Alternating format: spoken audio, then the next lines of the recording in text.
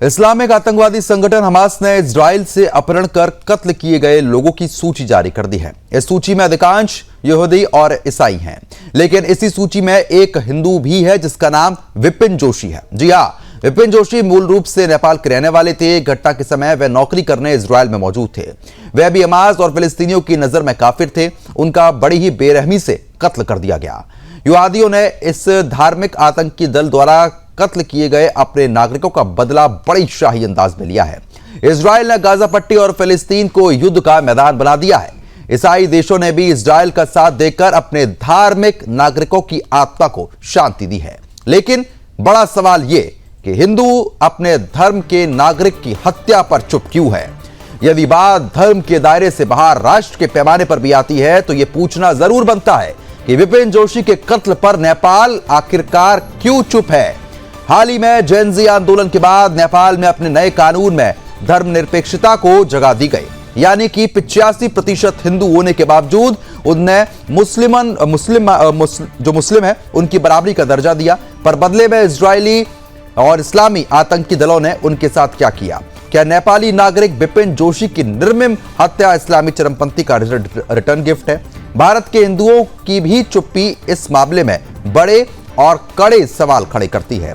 अगर बात और गहराई तक जाए तो जाति के नाम पर बने संगठन हिंदुओं की आपसी मामलों में दिन रात बयानबाजी और जुलूसबाजी करते रहते हैं, पर ब्राह्मण वर्ण के विपिन जोशी की हत्या पर एक भी जातिवादी संगठन मुंह तक नहीं खोल पाया। आखिर क्यों? यह अपने आप में बहुत बड़ा सवाल है।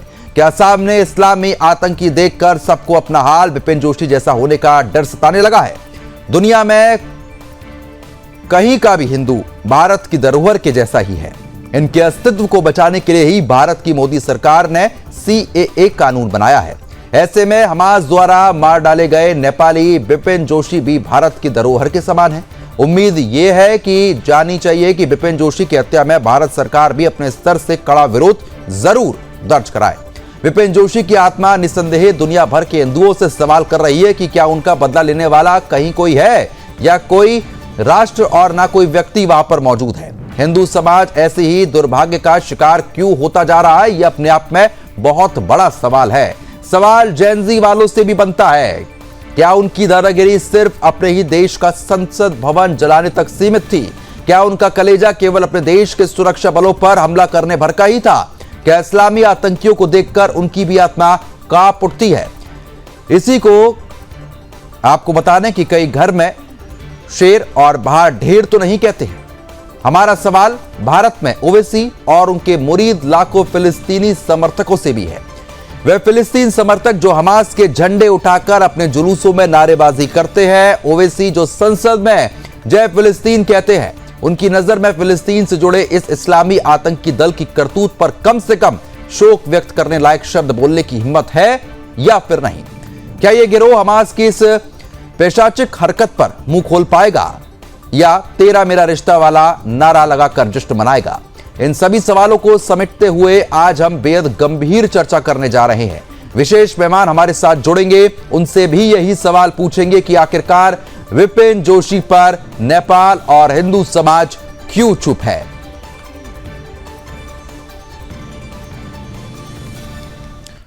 तो फिलहाल ये तस्वीरें भी आप देखिए और सवाल भी इसलिए उठने लाजमी हो जाते हैं क्योंकि जिस तरीके की स्थिति वहां पर बनी हुई थी, उसके बाद विपिन जोशी जी की हत्या निर्मम तरीके से वहां पर की गई है और वो वीडियो भी अब हम आपके साथ साझा करेंगे जब विपिन जोशी जी उनकी कैद में थे और उन्होंने क्या कुछ कहा था, वो भी आप एक बार सुनिए।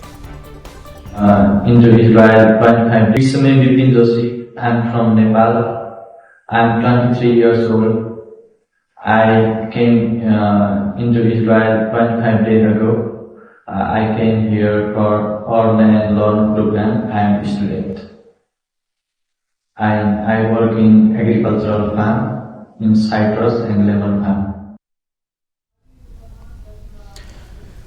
तो फिलहाल जिस तरीके से साफ तौर पर आप देख रहे हैं, जहां पर यह साफ तौर पर लग रहा है वीडियो देखकर कि एक गन पॉइंट पर थे विपिन जोशी और जो आतंकवादी हैं उन्हीं के कहने पर इस तरीके की बयानबाजी उनकी तरफ से की गई होगी। लेकिन जिस तरीके से इनकी हत्या की गई है उसके बाद नेपाली मुसलमान भी इसके बाद जश्न मनाते हुए देखे गए हैं। वो वीडियो भी आपको जरूर देखना चाहिए। बिपिन जोशी है, ये नेपाल का एक ढोंगी कम्युनिटी से आता है, ब्राह्मण है ना। ये एंटी फिलिस्तीनी है ना, मुसलमानों को जिधर भी हेट करता है ये। और नेपाल में ये लोग क्या बोलता है पता है, हिंदू राष्ट्र चाहिए बोलता है, जो 12% है। और ये गया था जो यहूदी का देश इजराइल, और नेपाल में जितने भी जो क्रिश्चियन कम्युनिटी है उसको ये गाली देता था, है ना। विदेशी बोलता था, एजेंट बोलता था और डॉलरे बोलता था। लेकिन वो इजराइल में गया क्रिश्चियन के देश में, है ना, और ये ढोंगीबाज कर रहा था। इसको पता था इजराइल को 52 कंट्री ने अभी तक उसको रिकॉग्नाइज नहीं किया है ना। वो पीस कंट्री नहीं है, पता था ये ढोंगी को, फिर भी गया। तो हमास ने उठाया इसको 7 अक्टूबर, है ना, 2023, और उठा के लेके जाके इसको छुपा दिया। तो नेपाल का ढोंगी रो रहा था, है ना, मुसलमानों को गाली दे रहा था। इन लोगों को कुछ पता नहीं था फिलिस्तीन में कितने लोग मरा, लेकिन ये एक ढोंगी लापता होने से बहुत रो रहा था। अभी पता चला है इसको भुर्ता बना चुका है, भुजा बना के अभी सीजफायर हुआ ना तो बेच दिया है। ढोंगियों रो रहा है, हाँ भगवान फिर इसको जिंदा करेगा बोल रहा है। ढोंगियों साल सुधर जाओ, नहीं तो तुम लोगों को सभी को असर यही होगा। तो फिलहाल जिस तरीके से आपने इस कट्टरपंथी को सुना, जो साफ तौर पर जिन शब्दों का इस्तेमाल कर रहा है, वो अपने आप में सवाल खड़े करते हैं। क्योंकि जब ऐसे कट्टरपंथी पूरे देश या विदेश में कहीं भी पीटे जाते हैं या इनके साथ कोई भी घटना होती है, तो ये लगातार सहानुभूति पाने की पूरी कोशिश करते हैं और उम्मीद करते हैं कि हमको न्याय मिले। लेकिन जब हिंदू धर्म का एक व्यक्ति की निर्मम हत्या कर दी जाती है तो इस तरीके के शब्दों का इस्तेमाल करते हैं। और ये नेपाल का ही शख्स है। आपको ये भी जानकारी हम दे दें कि जिनकी हत्या की गई है वो भी नेपाल के थे, विपिन जोशी।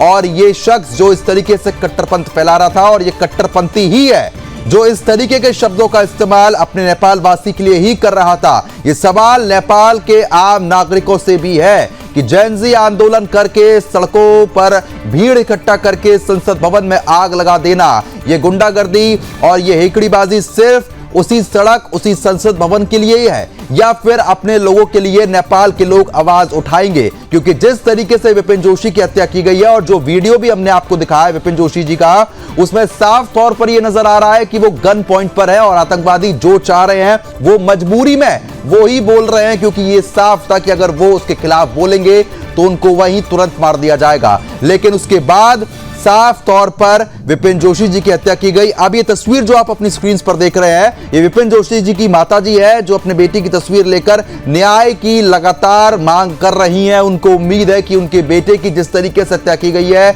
उनको न्याय मिलेगा, कार्रवाई होगी। लेकिन हिंदू समाज इस मामले पर चुप क्यों है, यह अपने आप में बहुत बड़ा सवाल खड़ा करता है। क्योंकि कट्टरपंथी इस तरीके की हरकत कर रहे हैं लेकिन हिंदू समाज चुप है, नेपालवासी चुप है, ये अपने आप में बड़े सवाल खड़े कर रहा है। तस्वीरें आप देखिए जहां पर विपिन जोशी जी की माताजी और उनकी जो बहन है वो लगातार आलाप कर रही हैं और इसी कोशिश में है कि उनके भाई को, उनके बेटे को न्याय मिल पाए, विपिन जोशी जी को न्याय मिल पाए। और सुदर्शन न्यूज ने यह मुद्दा इसी वजह से उठाया है और यह मुद्दा उठाना भी बहुत ज्यादा जरूरी है, क्योंकि ऐसे हिंदू भाई को न्याय मिलना बहुत जरूरी है। जिस तरीके से कट्टरपंथियों ने उनकी निर्मम हत्या की, उसके बाद से लगातार न्याय की मांग विपिन जोशी जी की माताजी और उनकी बहन यहां पर कर रही हैं। इस चर्चा को भी हम आगे बढ़ा लेते हैं। खास मेहमान लगातार हमारे साथ बने हुए हैं, उनका रुख कर लेते हैं। बजरंग दल के अध्यक्ष विवेक मिश्रा नाहिल हमारे साथ लगातार बने हैं। विवेक जी, बहुत बहुत स्वागत है आपका। शोहेब सिद्दीकी मुस्लिम स्कॉलर हैं, आपका भी बहुत बहुत स्वागत है। नेपाल से हमारे साथ सुबोध कुमार भी लगातार बने हुए हैं, आपका भी बहुत बहुत स्वागत। डॉक्टर धवल शमशेर राणा नेपालगंज सांसद हैं, आपका भी बहुत बहुत स्वागत है। और संजीव श्रीवास्तव है, विदेश मामलों के जानकार, आपका भी बहुत बहुत स्वागत है। सबसे पहले नेपाल से जो हमारे संवाददाता लगातार बने हैं उनका भी हम रुख करेंगे, लेकिन विवेक जी मैं आपके पास आना चाहूंगा, क्योंकि देखिए जिस तरीके से जेनजी लगातार सड़कों पर उतरकर आंदोलन करता है, उसके बाद आग लगाने की प्रक्रिया को आगे बढ़ा देता है, जमकर नारेबाजी हमने देखी, तमाम वीडियो सामने आई। लेकिन जब एक नेपाल के शख्स की हत्या कर दी जाती है, एक हिंदू शख्स की हत्या कर दी जाती है, उस पर नेपाल चुप क्यों है? आखिरकार हिंदू उस पर क्यों नहीं बोल रहे हैं?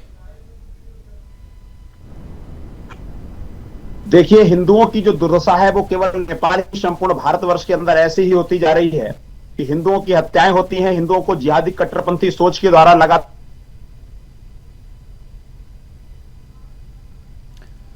विवेक जी, आपकी आवाज हम तक नहीं पहुंच पा रही है। चलिए ठीक है, हम आपके पास तुरंत दोबारा लौटेंगे, संपर्क साधने की कोशिश लगातार करेंगे। डॉक्टर धवल जी लगातार बने हुए हैं। धवल जी, क्योंकि ये मुद्दा बहुत ज्यादा चर्चा योग्य भी है और जिस तरीके से किसी की हत्या की गई है उसके माँ बाप लगातार न्याय की यहां पर मांग कर रहे हैं। उनकी माताजी, उनकी बहन सड़कों पर है, न्याय की मांग यहां पर कर रही है, लेकिन नेपाल वासी चुप है, नेपाल का जेनजी चुप है। आखिर क्यों? डॉक्टर धवल जी, आपकी आवाज नहीं पहुंच रही, एक बार माइक को आप अनम्यूट कर दीजिए। जी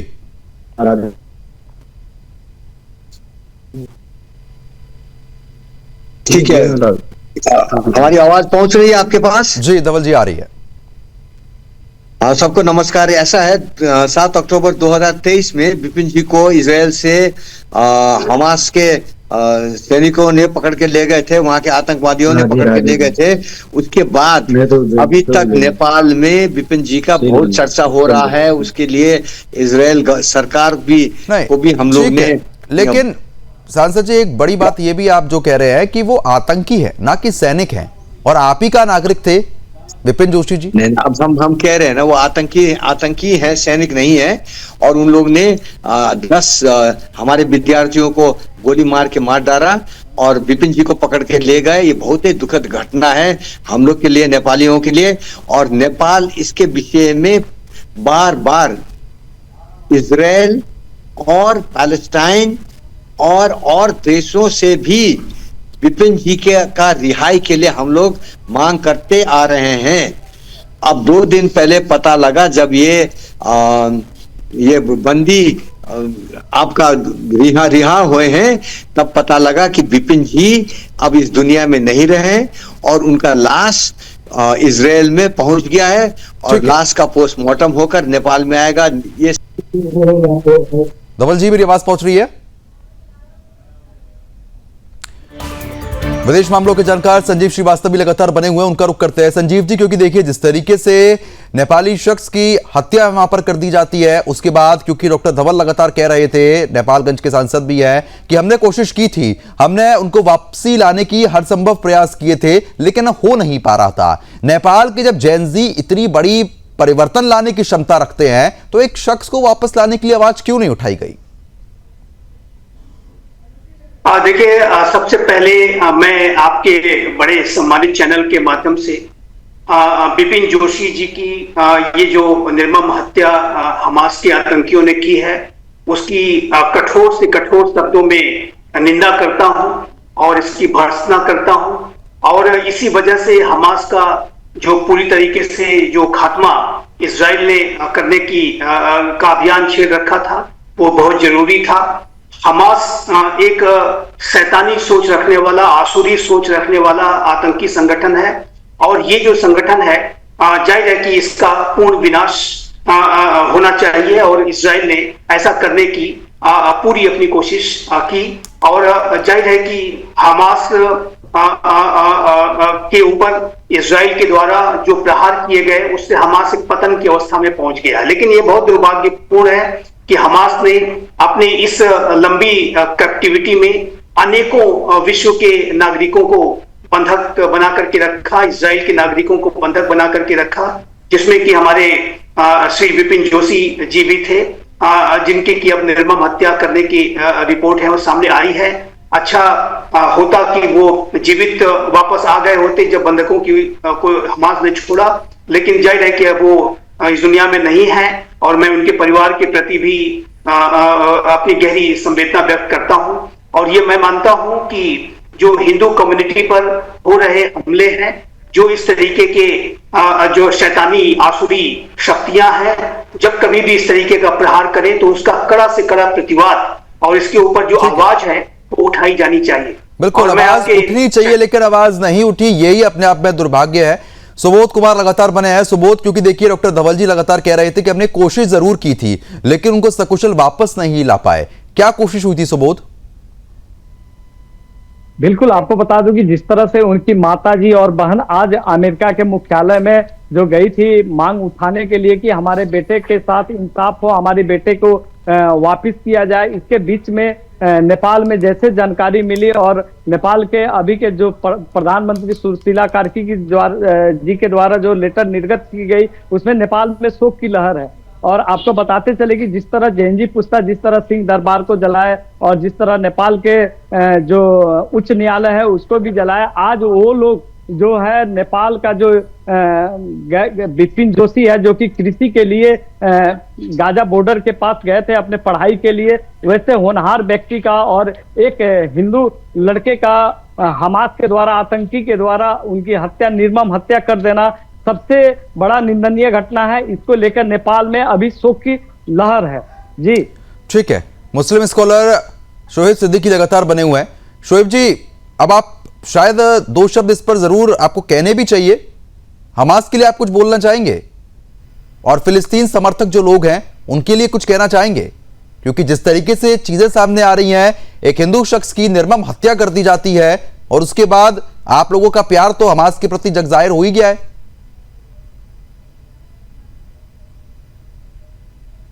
आपकी आवाज नहीं पहुंच पा रही है। आवाज आई सर मेरी? जी पहुंच रही है आवाज आई है मेरी? जी जी आवाज आ रही है। मैं कह रहा हूँ शर्मा जी आपसे, आप मेरे बड़े भाई हैं, कि सवाल भी आप कर देते हैं, जवाब भी आप दे देते हैं, तो फिर मैं क्या बोलूं? नहीं, जवाब का, सवाल का जवाब आप देते ही कब है? नहीं, मैं दे रहा हूं, आप सवाल करके आप जवाब भी दे दिया। देखिए, ये जो विपिन का मामला है बहुत ही अफसोसनाक है और मैं नहीं, पूरा हिंदुस्तान का मुसलमान उनके साथ खड़ा हुआ है। अफसोस की बात यहां शर्मा जी है, बारीकी से देखिएगा कि एक हिंदू भाई का हमारे नगर वहां हत्या कर दी गई हमास के मुतालिक, जिस तरह की फोटो आई है। आप देखिए, जब उसकी तस्वीर बंधकों की सामने आई तब उसमें उसकी फोटो थी विपिन की, लेकिन उसके बाद उसका कत्ल कर दिया गया। आप बताइए, नेपाल दुनिया का पहला हिंदू राष्ट्र था, वो आपको मालूम है? मालूम है, अब नहीं है। एक जमाने में था, नेपाल दुनिया का पहला व आखिरी मुल्क हिंदू राष्ट्र था। एक नेपाली शख्स की हत्या पर क्यों चुप है, इसका जवाब शोएब सिद्दीकी बेहतर देंगे। मुस्लिम स्कॉलर थे और लगातार ब्रेक पर जाने से पहले अभी जवाब दे भी रहे थे। शोएब जी, अब आप अपनी बात पूरी कर सकते हैं। शर्मा जी, मैं आपको ये बताता चलूं कि मुझे बहुत अफसोस है और मैं इस घटना के खिलाफ हूं जो हुई है। हमास ने जो हरकत की बिल्कुल गलत की, लेकिन यहाँ पर सवाल निशान शर्मा जी लगता है, जैसे मैंने पहले भी आपसे बात कही, कुछ बातें जो होती मंजरेआम पे आनी चाहिए जिससे आम आवाम, आम जनता तक पहुंचे। मैंने पहले भी कहा, मैं फिर एक दोबारा कह दूं तब बात आगे बढ़ाऊं कि देखिए, नेपाल दुनिया का आखिरी मुल्क था जो हिंदू राष्ट्र था, अब नहीं है फिलहाल, वहां आप जान रहे हैं। आप देखिए नेपाल से कितनी मुक्ति जब अंदर था, किस तरह वहां पहुंचा, तो में हो जाएगा न, कोई बात नहीं। वहां तरह के लोग बयान के साथ दे रहे हैं। आप सोचेंगे माँ बाप पे क्या बीत रही होगी। कम से कम यहाँ पर नेपाल की हुकूमत को, जो भी वहां की नई प्रधानमंत्री बनी है, उनको एक्शन लेना चाहिए था और फौरन वहां पर अपनी बात रखनी चाहिए थी, लेकिन नहीं रखा खुश करने के लिए। ठीक है, नेपाल सरकार ने नहीं किया, लेकिन आप लोगों का प्रेम भी तो कम नहीं होता ना वहां के लिए। देखिए, मेरा प्रेम हिंदुस्तान से है। हिंदुस्तान जिंदाबाद था, हिंदुस्तान जिंदाबाद है, हिंदुस्तान जिंदाबाद रहेगा। जिसने संविधान आप बात करी, चाहे वो शर्मा जी चाहे शोएब सिद्दीकी, उनके खिलाफ एक्शन होना चाहिए। आप देखिए, इस मुल्क में मेरी गुजारिश मुल्क वजीर मोदी जी से भी कि उनको आवाज आनी चाहिए और फौरन एक्शन। ठीक है, आप एक चीज ये भी बता दीजिए ना, क्योंकि जिस तरीके से विपिन जोशी की जो निर्मम हत्या हुई है, उसके साथ ही साथ जो इजरायली युहादी थे उनकी भी हत्या वहां पर की गई है। उनके लिए सहानुभूति आप रखते हैं क्या? अगर रखते हैं तो दो शब्द कह दीजिए उनके लिए भी। मैं देखिए आप देखिए, आप जो चाह रहे मैं कह दूं वो मैं कह नहीं पाऊंगा। मैं सच्ची बात नहीं कह पाएंगे? यहूदियों के लिए आप क्यों नहीं कहना चाहते हैं? आप बता दीजिए ना, हत्या तो उनकी भी हुई है, गलत तो उनके साथ भी किया गया है ना। यहूदियों के लिए बोल दीजिए आप, बात खत्म। मुझे सुन लिए, यहूदी मेरा दुश्मन था, दुश्मन है, दुश्मन रहेगा। आप भी जानते, मैं भी जानता हूं, बार बार डबल बात नहीं करूंगा। विपिन के लिए मेरे दिल में दर्द है। नहीं, यहूदी नहीं, ठीक है, विपिन जोशी जी के लिए, आपके लिए जरूर दर्द आप बता रहे हैं, लेकिन सुन लिए, मुझे अफसोस ये है कि नेपाल और हिंदुस्तान खामोश बैठा हुआ है और आप टारगेट ही मुसलमान को कर रहे हैं। ठीक है, जब ये चर्चा शुरू हुई थी ना, बोल रहा है सोएब जी, हिंदुस्तान बोल रहा है, जब ये चर्चा शुरू हुई थी ना, हमने एक नेपाली मुसलमान की बाइट भी चलाई थी। नेपाली मुसलमान था, किस तरीके से शब्द बोले गए हैं, वो शब्द आपको गलत नहीं लग रहे और आप ये कह रहे हैं कि आप मुसलमान को टारगेट कर रहे हैं। सुनिए, उसको सजा होनी चाहिए, उसको फौरन गोली मार देनी चाहिए नेपाल ने पकड़ के, जिस तरह वो बोल रहा है। ठीक है मैं विवेक खुद ये बात मिश्रा कह जी, रहा हूं, लेकिन मैं विवेक कहने मिश्रा मतलब है जी, कि ये गलती करेगा पूरे समुदाय। सुना आप विपिन जोशी जी के लिए सहानुभूति जता दे रहे हैं, लेकिन दूसरी तरफ जो युवादी मारे गए हैं उनके लिए कोई सहानुभूति नहीं है और ये कह रहे हैं कि भाई वो तो हमारा दुश्मन है। फिर दूसरा सवाल ये कि मुसलमानों को टारगेट करते हैं, लेकिन जो नेपाली मुसलमान था उसने विपिन जोशी जी के लिए क्या शब्द इस्तेमाल किए वो आपने भी सुने होंगे। देखिए, जहां तक शोएब सिद्दीकी जी का विषय है, मैं बार बार कहता हूं कि ये सब जिहादी मानसिकता का समर्थन इनकी बातों से स्पष्ट प्रतीत हो गया। यहूदी दुश्मन है समझ में आता है, लेकिन विपिन जोशी की जिस हमास ने हत्या की, क्या ये सिद्दीकी जी बैठ करके कहेंगे कि इजराइल को हमास को नस्तो नाबूद कर देना चाहिए? विपिन जोशी की हत्या के बदले ही सही, लेकिन क्या ये कहने की हिम्मत रखते हैं कि हमास जो है वो एक गैर इस्लामिक संगठन है, इसको इस्लाम से खारिज किया जाना चाहिए, इस्लाम से इसका कोई लेना देना नहीं है, या जिन लोगों ने हत्या की वो इस्लाम में नहीं रहने योग्य हैं? क्या इनको ये कहने का साहस है? विपिन जोशी की सहानुभूति के साथ ही सही, क्या ये कह सकते हैं कि हमास को नस्ते नाबूद कर देना चाहिए, इजराइल को अपनी सेना के माध्यम से हमास को मिटा देना चाहिए? और दूसरा, भारत से इनको प्यार है, भारत से इनको मतलब है, तो फिर यहूदियों ने भारत का क्या बिगाड़ा है? फिर यहूदी इनका दुश्मन कैसे बन गया? सबसे बड़ा प्रश्न नोट करने का यह है, सिद्दीकी जी से पूछा जाए कि यहूदियों ने भारत का तो कुछ बिगाड़ा नहीं है और इनको प्यार भारत से है, तो फिर भारत से प्यार होने के चलते यहूदी इनका दुश्मन बना कैसे? ठीक है, यहूदी कैसे दुश्मन बना है बता दीजिए ना शोएब जी। पहले इनसे ये पूछिए कि आपको भारत से प्यार है कि नहीं। जो हमसे वफादारी की उम्मीद, जो सबूत मांगते हैं, पहले खुद अपनी वफादारी का सबूत दें। आप बताइए, आपने क्या एक्शन लिया विपिन के लिए? मुझे दर्द है, मैं विपिन के साथ खड़ा हूं, उनके घर वालों के साथ। मैं ये कह रहा हूं कि इतनी बड़ी जो सवाल पूछ रहे हैं उसका जवाब आप दे दीजिए ना। देखिए क्या जवाब देते, बताइए आप क्या जवाब देते? वो ये कह रहे हैं कि यहूदियों ने भारत का तो कुछ नहीं बिगाड़ा, तो आप उनके लिए सहानुभूति क्यों नहीं जता रहे हैं? आपके दुश्मन कैसे हो गए? यहूदी दुश्मन कैसे हो गए? मेरा सवाल केवल इतना है। देखिए फिर ये डिबेट आपकी दूसरे ऊपर चली जाएगी। नहीं, इस्लामी टॉपिक है, एक लाइन में शब्द पूरा करके बात खत्म कर दीजिए ना। देखिए फिर आप जो कहना चाहो वो मैं कह नहीं पाऊंगा, मैं सच्ची बात करूंगा। मैं ये कह रहा हूँ यहूदी मुसलमान का दुश्मन था, है और रहेगा, यह किताब में हमारी लिखा हुआ है। आप थोड़ा मिटा देंगे? वो वहां के मुसलमानों का, वो वहां के मुसलमानों के दुश्मन हो सकते हैं। हिंदुस्तान, वही बात तो बजरंग दल के जो अध्यक्ष है वो कह रहे हैं। एक मिनट, आपकी किताब के अनुसार जब यहूदी दुश्मन है तो हिंदू भी दुश्मन है। आप पोस्टर लग रहा है, सुनिए यहाँ तो पोस्टर लग रहा है कि मुसलमान के समान है, हिंदू समान है। ठीक है शोएब जी, आप संविधान और किताबों का जिक्र करते हैं ना, विपिन जोशी जी काफिर थे या मोमिन थे? आपकी किताब के हिसाब से आप यही बता दीजिए। किताब की बात कर रहे हो तो विपिन जोशी काफिर था या मोमिन था? देखिए डिबेट आपकी हो रही है, विपिन का कातिल गुनहगार था, उसको सजा होनी चाहिए, बिल्कुल होनी चाहिए। नेपाल में जिस लड़के ने आप बात को घुमा क्यों देते हैं? जब आपने वो सवाल का जवाब भी नहीं दिया, अब मेरा सवाल का जवाब आप नहीं दे रहे हैं। विपिन जोशी जी काफिर थे या मोमिन थे? एक शब्द में बता दीजिए ना। मोमिन, वो मेरा भाई था, उसको जिस तरह मारा गया मुझे अफसोस है, सुन लिया मेरे। लेकिन मुझे सबसे बड़ा अफसोस है नेपाल से और हिंदुस्तान से, जिन्होंने अब तक कोई एक्शन नहीं लिया। और आप घूम फिर के मुसलमान की बात कर रहे हैं। अगर शोएब सिद्दीकी ने गलती की शर्मा जी, तो आप पूरी कौम को नहीं घसीट लेंगे, या किसी एक मुल्क ने गलती की तो आप पूरे मुल्क को नहीं घसीट लेंगे। और हमारे अटल बिहारी वाजपेयी जी ने हमेशा उन्होंने फिलिस्तीन का साथ दिया। आप उठा के प्राइम उनके डिबेट आप बार घुमा देते हैं बात को। नहीं, आप घुमा देते हैं बात को। डॉक्टर धवल जी लगातार बने हुए हैं। डॉक्टर धवल जी, आपसे मैं वही चीज समझना चाह रहा हूं कि सिर्फ सहानुभूति से काम चल जाएगा या सिर्फ ये कहना पर्याप्त है कि हमने कोशिश की थी अब नहीं ला पाए? कोई कार्रवाई वाकई में अब होगी? नेपाल सरकार करेगी कार्रवाई?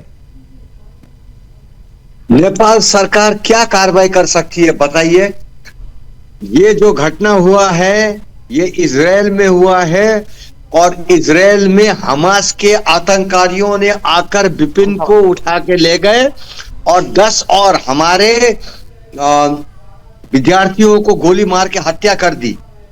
अब हम किसको कार्रवाई करने जाए? इजराइल को कार्रवाई करने जाए? नेपाल इजराइल को कैसे कार्रवाई कर? आप इजराइल नहीं जा सकते हैं। हम लोग एक मिनट सुनिए, बात पूरी कर लीजिए। हम नेपाली सब दुखी हैं। हम लोग ने बहुत प्रयास किया, इजराइल से बोला, पैलेस्टाइन से बोला और बहुत देशों से इसमें वार्ता करके इसको ये बात को मिलाकर विपिन का रिहाई के लिए हम लोग बहुत प्रयास किए। और दुखद का बात, दुखी हैं हम लोग सब कि ऐसा ये हो नहीं पाया और उनका लाश अब इजराइल में पड़ा है, पोस्टमार्टम करने के बाद लाएंगे। हम लोग सब दुखी हैं और ठीक है। हमास के जो आतंककारी लोग हैं उनसे कोई भी सहानुभूति नेपालियों के तरफ से नहीं है। और एक नेपाली, एक हिंदू जिसका हत्या हुआ है, हम लोग इसके विषय में बहुत गंभीर है और बहुत दुखी हैं। ठीक है, कार्रवाई आप किसको दुखी करने जाए बताइए। ठीक है, आप दुखी हैं, आप कह रहे हैं कि कार्रवाई हम कैसे करने जाएं इजराइल। लेकिन अगर हम नेपाल की बात करते हैं, नेपाल में जो घुसपैठ हुई, जेनजी आंदोलन जो लगातार चला, मुसलमानों को आप वहां पर जो बाहर के घुसपैठिए भी है उनको पूरा श्रेय देते हैं, हर चीज में उनको अव्वल रखते हैं, तो अपने देश में तो ऐसी चीजें कर सकते हैं ना आप, जिससे कि ये स्थिति ना बने। आप ही के नेपाल के थे विपिन जोशी जी, आप ही के लोग, आप ही के बीच में से वो निकले थे ना, नौकरी करने वहां पर गए थे। आप सोचिए ना क्या परिस्थिति उनके सामने रही होगी कि जब गन पॉइंट पे उनको रखा गया होगा, क्या मंजर वो रहा होगा। नहीं, इस विषय में हम लोग गंभीर हैं और हम लोग दुखी हैं कि वो बेचारे काम करने गए थे, पढ़ने गए थे और उनका ऐसा नतीजा आतंककारियों ने कर दिया। ठीक है, अब उसका विरोध में हम लोग काफी आवाज उठाए हैं और बहुत देशों से उनका रिहाई के लिए हम लोग सहयोग भी मांगे थे, पर ऐसा हो नहीं पाया। अब उनका लाश आएगा और उसके बाद नेपाल में उनके लाश लेकर, ठीक है, आप कह रहे हैं कि शव वहां से आएगा, अंतिम संस्कार होगा, सब चीजें होंगी। लेकिन जब ये डिबेट शुरू हुई थी डॉक्टर धवल जी, तो आप ही के नेपाल का एक मुसलमान जिस तरीके के शब्दों का इस्तेमाल कर रहा था उनके लिए, वो भी शायद आपने सुने होंगे। आप अपने क्षेत्र में तो ऐसा बदलाव कर सकते हैं ना, क्योंकि आप बराबर का अधिकार तो मुसलमानों को दे रहे हैं वहां पे। अगर कोई व्यक्ति, कोई धर्मावली हमारे नेपाली जो विदेश में फंसे हुए हैं अथवा कब्जा में हैं, उनके विषय में गलत शब्द प्रयोग करे तो उनके ऊपर हम लोग को कार्रवाई करना चाहिए। मैंने ये सुना नहीं उनने क्या बोला और क्या गलत शब्द प्रयोग किए, हमको पता नहीं है। पर कोई भी नेपाली, एक नेपाली के विरुद्ध में अथवा, ठीक है धवल जी मैं आपको सुनवा देता हूं, आप ही का नागरिक है, क्या कुछ वो कह रहा है जो सुनना बहुत जरूरी है, उसको सुनिए। जोशी है, ये नेपाल का एक ढोंगी कम्युनिटी से आता है, ब्राह्मण है ना, ये एंटी फिलिस्तीनी है ना, मुसलमानों को जिधर भी हेट करता है ये। और नेपाल में ये लोग क्या बोलता है पता है, हिंदू राष्ट्र चाहिए बोलता है, जो 12% है। और ये गया था जो यहूदी का देश इजराइल, और नेपाल में जितने भी जो क्रिश्चियन कम्युनिटी है उसको ये गाली देता था, है ना, विदेशी बोलता था, एजेंट बोलता था और डॉलरे बोलता था। लेकिन वो इजराइल में गया क्रिश्चियन के देश में, है ना, और ये ढोंगीबाज कर रहा था। इसको पता था इजराइल को 52 कंट्री ने अभी तक उसको रिकॉग्नाइज नहीं किया है ना, वो पीस कंट्री नहीं है, पता था ये ढोंगी को, फिर भी गया। तो हमास ने उठाया इसको 7 अक्टूबर, है ना, 2023, और उठा के लेके जाके इसको छुपा दिया। तो नेपाल का ढोंगी रो रहा था, है ना, मुसलमानों को गाली दे रहा था। इन लोगों को कुछ पता नहीं था फिलिस्तीन में कितने लोग मरा, लेकिन ये एक ढोंगी लापता होने से बहुत रो रहा था। अभी पता चला है इसको भुर्ता बना चुका है, भुजा बना के अभी सीजफायर हुआ ना तो बेच दिया है। ढोंगियों रो रहा है, हाँ भगवान फिर इसको जिंदा करेगा बोल रहा है। ढोंगियों साल सुधर जाओ, नहीं तो तुम लोगों को सभी को असर यही होगा। तो सांसद जी आपने सुन लिया होगा कि किन शब्दों का इस्तेमाल ये कट्टरपंथी साफ तौर पर कर रहा है। आप सुदर्शन न्यूज पर आश्वासन देंगे कि इसके खिलाफ कार्रवाई होगी? अब बिल्कुल, ये कौन आदमी है, इसका नाम बता दीजिए और उसके ऊपर नेपाल में कार्रवाई होना चाहिए। ऐसा ढोंगियों को, ऐसे बदमाशों, हम भी तो हिंदू राष्ट्र चाहते हिंदू हैं। डॉक्टर धवल जी, अगर यही मीडिया का काम होता तो फिर मीडिया ही सारे काम कर लेती ना। आपके पास अपनी एजेंसी है, आपके पास अपनी पुलिस है, आप पूरे सक्षम है, आप सांसद हैं, आप वीडियो के आधार पर पता लगवा सकते हैं कि कहाँ रहता है, कौन शख्स है। अब मैंने पहली बार इसका वक्तव्य सुना, अब मैं खोज भी करूंगा और ऐसे लोगों को यहाँ नेपाल में कोई रहने के लिए यहाँ उन लोग को अधिकार नहीं है, उनके ऊपर कार्रवाई होना चाहिए। ठीक है, विपिन जोशी जी के साथ जो भी हुआ उसमें आप कह रहे हैं कि हम उसका बदलाव वहां पर जाके कैसे लें, लेकिन ये कट्टरपंथी तो आप ही के देश में रह रहे हैं ना, इसके लिए तो कुछ बदलाव आप कर सकते हैं ना, ऐसे कट्टरपंथी को सजा मिल सकती है ना। ये कट्टरपंथी का बात हमने अभी भी सुना और ये आदमी कौन है इसके विषय में छानबीन किया चलिए, जाएगा ठीक है आप। और इसके ऊपर कार्रवाई किया जाएगा। ठीक है संजीव जी, धन्यवाद। आप शोएब सिद्दीकी जी लगातार हमारी चर्चा हुई और शोएब जी साफ तौर पर कह रहे हैं कि देखिए अब विपिन जोशी जी की हत्या हुई, मुझे बहुत दुख है उस बात का, लेकिन यहूदियों के लिए मुझे कोई दुख नहीं है और वो मुसलमान के दुश्मन है। क्या ऐसी चीजें सामने आ रही हैं कि वो मुसलमान के दुश्मन हो गए और खास तौर पर भारतीय मुसलमान हो गए? देखिए, ये तो शोएब सिद्दीकी जी बता सकते हैं कि उनके अंदर इतनी घृणा नफरत यहूदियों के प्रति क्यों है। लेकिन ये बहुत दुर्भाग्यपूर्ण है कि इस तरीके की जो विचार हमें सुनने को मिल रहे हैं एक ऐसे समय में कि जब पूरे मिडिल ईस्ट रीजन में अब्राहम एकॉर्ड्स को जो है 2020 में जो साइन किया गया था, उसके बाद ज्यूज, क्रिश्चियंस और मुस्लिम्स के बीच में जो बातचीत की प्रक्रिया चल रही थी और इजराइल के नॉर्मलाइजेशन की प्रक्रिया चल रही थी, यूएई ने, बहरीन ने इजराइल को रिकॉग्नाइज कर लिया था, सऊदी अरेबिया भी रिकॉग्नाइज करना जा रहा था और एक डायलॉग एमंग सिविलाइजेशंस की जो प्रक्रिया चल रही थी, उसी प्रक्रिया को तोड़ने के लिए हमास नामक इस शैतानी आखिरी जो संगठन है, इसने जो है इजराइल के ऊपर हमला कर दिया ताकि ये जो अन्य सभ्यताओं के बीच में आपसी जो संवाद चल रहा है उसको कैसे तोड़ा जाए, क्लैश ऑफ सिविलाइजेशंस को कैसे बढ़ाया जाए। और मैं शोएब सिद्दीकी जी के से अनुरोध करना चाहूंगा कि ये जो उनके अंदर इतने जो घृणा वाले जो विचार हैं यहूदियों के प्रति, उसमें वो उसका पुनर्विचार करें और इंट्रोस्पेक्शन करें और उसमें बदलाव लाएं। इस तरीके की जो सोच है वो मानवता के हित में नहीं है और इजराइल के बंधक हों, चाहे वो क्रिश्चियंस हो, चाहे वो हमारे विपिन जोशी जी हों, सभी की जो हत्या है उसकी उन्हें कड़ी निंदा करनी चाहिए। क्या शोएब सिद्दीकी जी, मैं जैसे कि विवेक जी ने पूछा कि क्या वो हमास की निंदा करेंगे? दर्द तो उन्होंने बता दिया कि विपिन जोशी जी के बारे में दर्द है, लेकिन हमास की निंदा वो करेंगे क्या?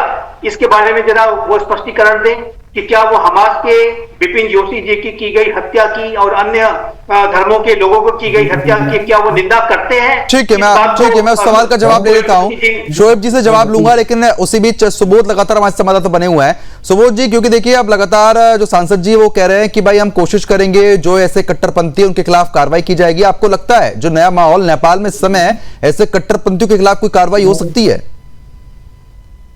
बिल्कुल, जिस तरह से हमारे नेपालगंज के सांसद डॉक्टर राहुल शमशेर राणा जी ने जिस तरह से उन्होंने अपने बातों से रखा है कि हमें इस वीडियो का पुष्टि करके और इस जो क्रिश्चियन हो या कट्टरपंथी हो इसके विरुद्ध कार्रवाई की जाए तो निश्चित ही तौर पर कार्रवाई की जाएगी। दूसरी तरफ एक चीज और बताते चले आपको कि नेपाल हिंदू राष्ट्र रहा है और फिर से रहेगा। इस बीच में एक और बड़ा संकट जूझ के आ रहा है जो कि नेपाल में जेंजे का पुस्ता है, उसी ने तख्ता पलट किया था। अब आप बताते चले कि आज मुस्लिम जेंजेट का भी एक नया में प्रेस विज्ञप्ति जारी किया गया है, कल होके क्रिश्चियन भी जेंजेट हुआ करेंगे।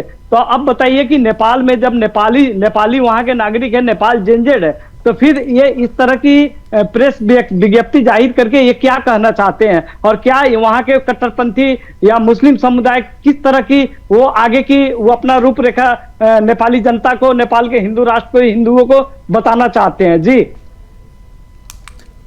चलिए ठीक है, मैं आपके पास तुरंत लौटता हूं। विवेक मिश्रा लगातार बने हुए हैं। विवेक जी, क्योंकि देखिए आपने जो सवाल पूछा शोएब जी ने उसका भी सही तरीके से जवाब नहीं दिया, संजीव जी भी वही चीज पूछ रहे हैं, ये क्यों हो रहा है? यहूदियों ने ऐसा क्या किया है? ये ना उत्तर दे पाए हैं ना ये देने का प्रयास कर रहे हैं। अभी तो इन्होंने केवल यहूदियों के प्रति अपनी घृणा को दर्शाया है।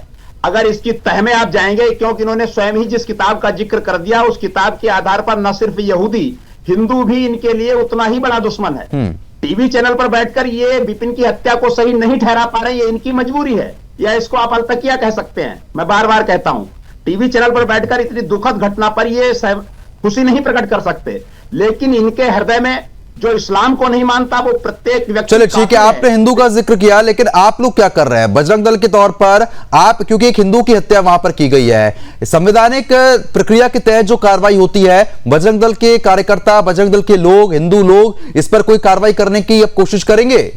बिल्कुल बिल्कुल करेंगे। आज इस घटना का हमको संज्ञान मिला है। हम अपने देश के प्रधानमंत्री से, राष्ट्रपति से इस बात के लिए ज्ञापन देंगे, मांग करेंगे कि अंतरराष्ट्रीय स्तर पर इस विषय को उठाया जाए और हमास जैसे आतंकी संगठन को बिल्कुल इस विश्व में भी रहने के लिए जो मानवता विरोधी है, जो विपिन का तो कोई सरोकार ही नहीं था इस मामले से, सैकड़ों किलोमीटर दूर का रहने वाला नागरिक वहां केवल कृषि की पढ़ाई करने के लिए जाता है, उसके इस प्रकार निर्ममता पूर्वक मारा जाता है, शायद केवल हिंदू होने के कारण। तो अंतरराष्ट्रीय स्तर पर हमारी सरकार को ये विषय उठाना चाहिए, जिसके लिए हम अपनी सरकार पर प्रेशर बनाएंगे, उनको लिखित में ज्ञापन देंगे, मांग पत्र देंगे, उनसे आग्रह करेंगे कि इस पर जो है अंतरराष्ट्रीय स्तर पर चर्चा होनी चाहिए। ठीक है, और ऐसे आप मांग, ठीक है, आप मांग उठाने की बात करें, ठीक है। शोएब जी, अब आप बताइए, सभी मेहमानों से चर्चा हो गई, आपने सभी चीजें सुन ली, अब नफरत का कारण क्या है वो भी तो देश को बताइए ना आप। देखिए शर्मा जी, सबसे बड़ी प्रॉब्लम यह है कि आप जब दूसरे लोग बोलते हैं तो कहीं भी आप टोकते नहीं, लेकिन जब मैं बोलता हूं तो आप बात मुकम्मल होने देते हैं और बीच में टोकते हैं। नहीं, ठीक है, और आप मेरी बात मैंने कभी बात पूरी, ठीक है, आप बात पूरी कीजिए, आपको पूरा समय मिलता है। हो गया ऑर्डर, आप टोकते बाद उसका फ्लो खत्म हो जाता है। ठीक है, बात पूरी कर लीजिए, मैं आपको समय दे रहा हूं। शोएब सिद्दीकी दूसरे अंदाज से बोल रहे हैं, आप साबित करना चाहे शोएब सिद्दीकी दूसरे अंदाज से बोल रहे हैं, मैं क्या दूसरे अंदाज से बोल रहा हूं? मैं साफ साफ कह रहा हूं कि इसमें नेपाल दोषी है, उसने क्यों नहीं आवाज उठाई?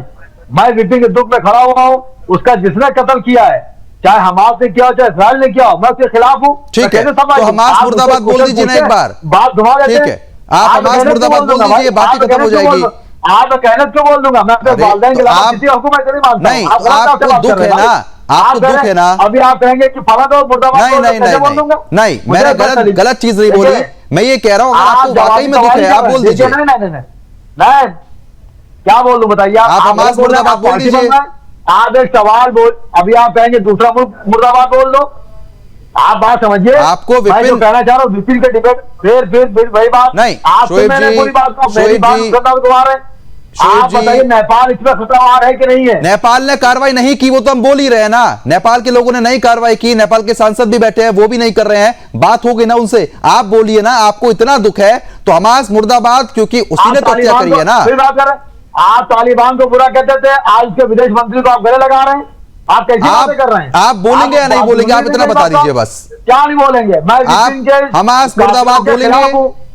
देखिए फिर बात कर रहे हैं, ये आप गलत बात बोल रहे हैं। आप नहीं, आप नहीं बोलेंगे, आप सिर्फ बात घुमा लेते हैं शोएब जी।